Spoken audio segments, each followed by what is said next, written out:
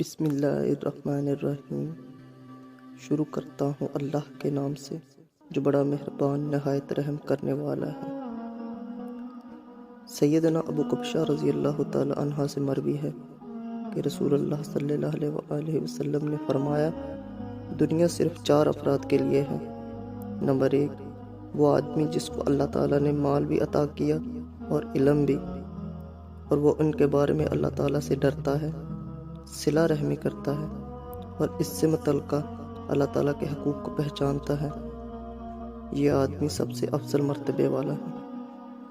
Number 2، وہ آدمی جس کو اللہ تعالیٰ نے علم دیا، مال نہیں دیا، بس وہ نیک خواہش کا اظہار کرتے ہوئے کہتا ہے، اگر میرے پاس مال ہوتا تو میں بھی فلاں آدمی کی طرح نیک کام کرتا، ان دونوں کا اجر برابر ہے۔ نمبر 3، وہ آدمی جس کو اللہ تعالیٰ نے مال عطا کیا، علم نہیں دیا، بس وہ اپنے مال کو بے تکا بغیر سوچے سمجھے خرچ کرتا ہے اور اس کے بارے میں نہ اللہ تعالیٰ سے ڈرتا ہے، نہ صلہ رحمی کرتا ہے، نہ ہی اس سے متعلقہ اللہ تعالیٰ کے حق کو پہچانتا ہے، یہ آدمی سب سے گھٹیا مرتبے والا ہے۔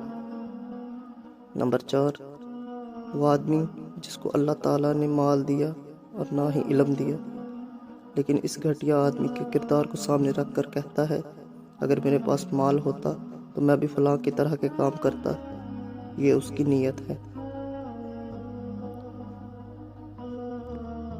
جلد ایک نئی حدیث کے ساتھ پھر ملیں گے، تب تک جہاں رہیں خوش رہیں، محفوظ رہیں۔ اللہ حافظ۔